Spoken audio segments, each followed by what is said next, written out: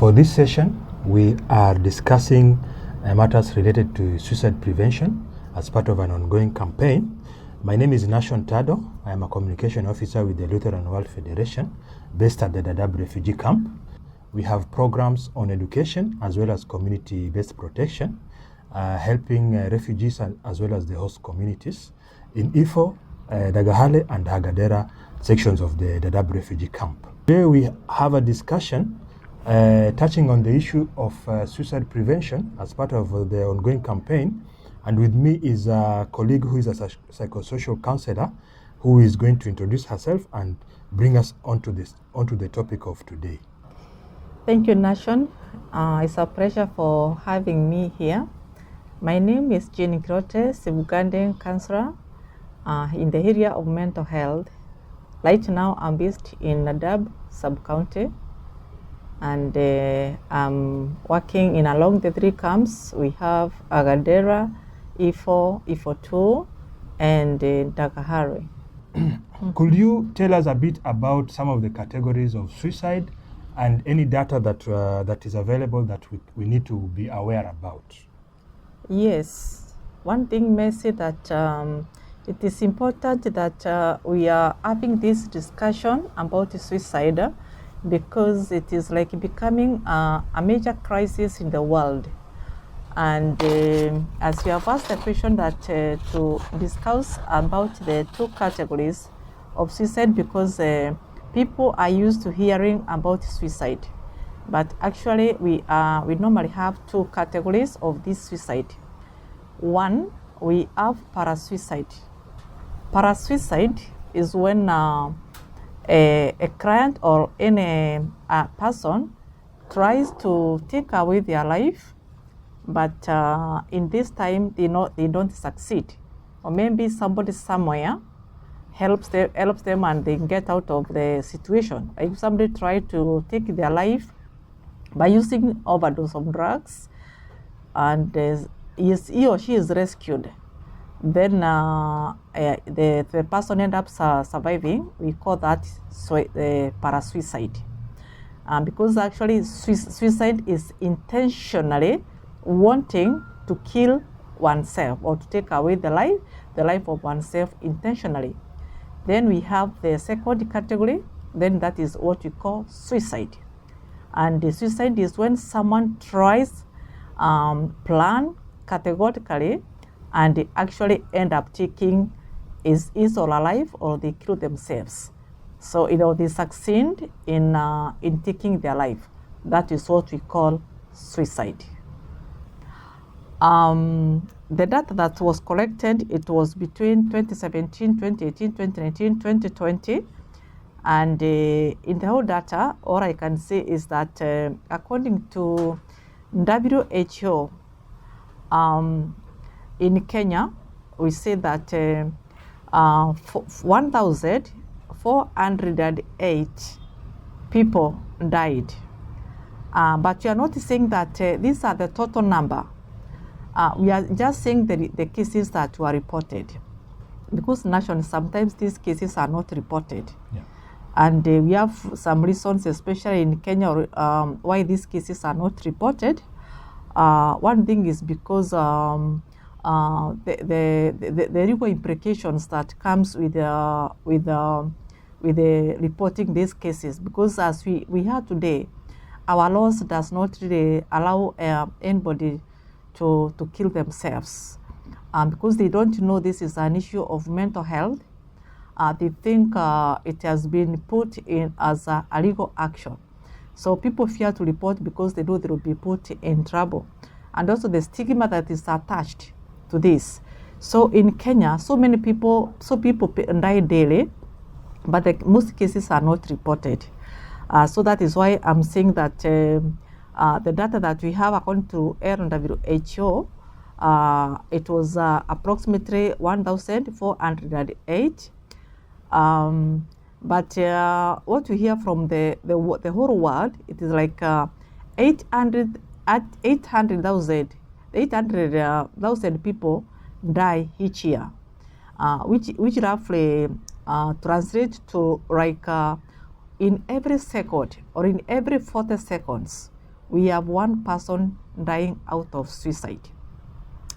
And they say us that in the age category, it is between 15 to 24 years globally. And they say that in the percentage, they say 49% are people from 70 years and below, and 27% is from 15 to 69 years. Then we have also children who are attempting suicide, and they are also most likely to succeed. And they give us the data of 10%. We also have 1%, the 10% are children under 5 years. Then from 5 years to 14 years, we have 1% in equivalence. These are some of the data that we have at the moment, which indicates actually this is a global crisis and the suicide is real, is taking place. Jen, could you explain to us the reason why most of the suicide cases that are reported are usually men as compared to women? Yes. The reason as to why men succeed more in killing themselves is because men normally use they calculate, they plan and they calculate very well. And one thing, they don't talk so much. So when they plan, they use very, very, very, very well calculated gadgets such that they succeed in killing themselves. And the fact that they don't talk about, they don't have discussion with other fellow men. When they have the meeting, they will discuss about common things, but they don't discuss what is disturbing them. So they keep so many secrets, even emotions and all that. So they end up killing themselves. But for females, they are very good at gossips. Sometimes you say gossip is good.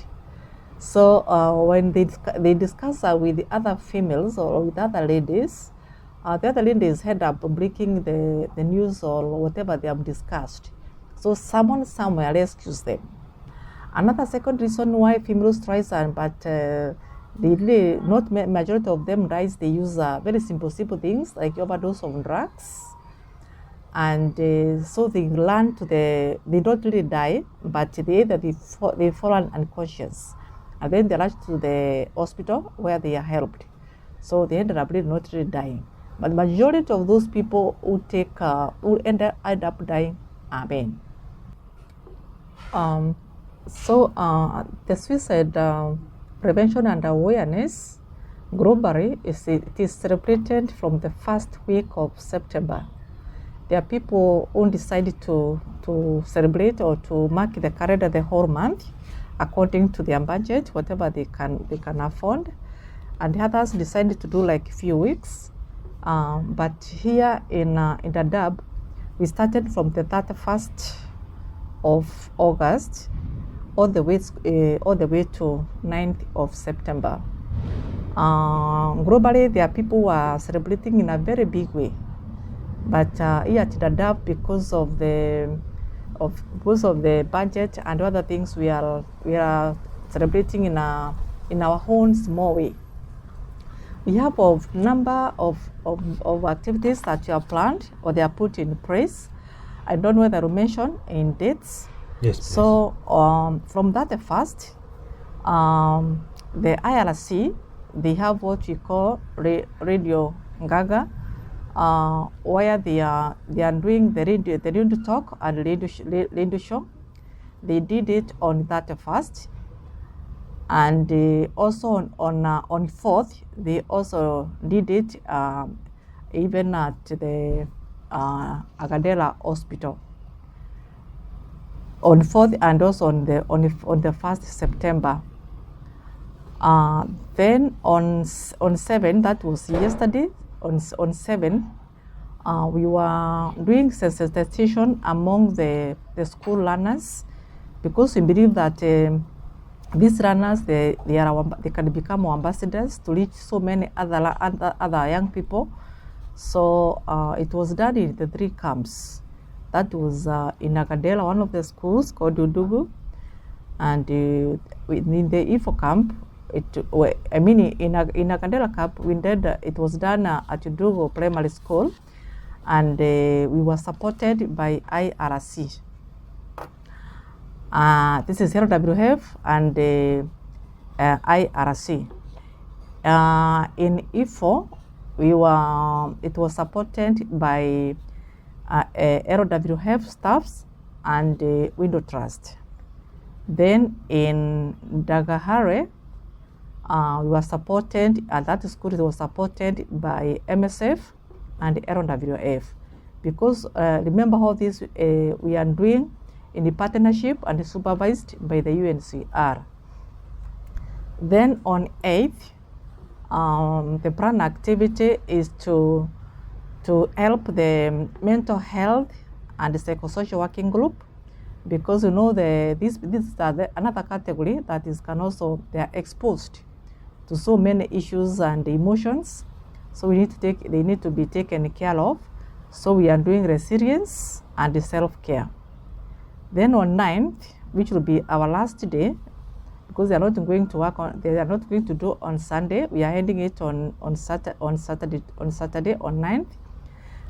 The activities that is set is targeting the youth representatives, some of the school teachers, community leaders, and religious leaders, and they are going to be taken about the topic of the suicide, that is about sensitizing about the suicide, about the causes, the myths, and the prevention, and how to care for the people when they encounter people having those suicidal thoughts. So those are the number of the activities that we have at Dadaab.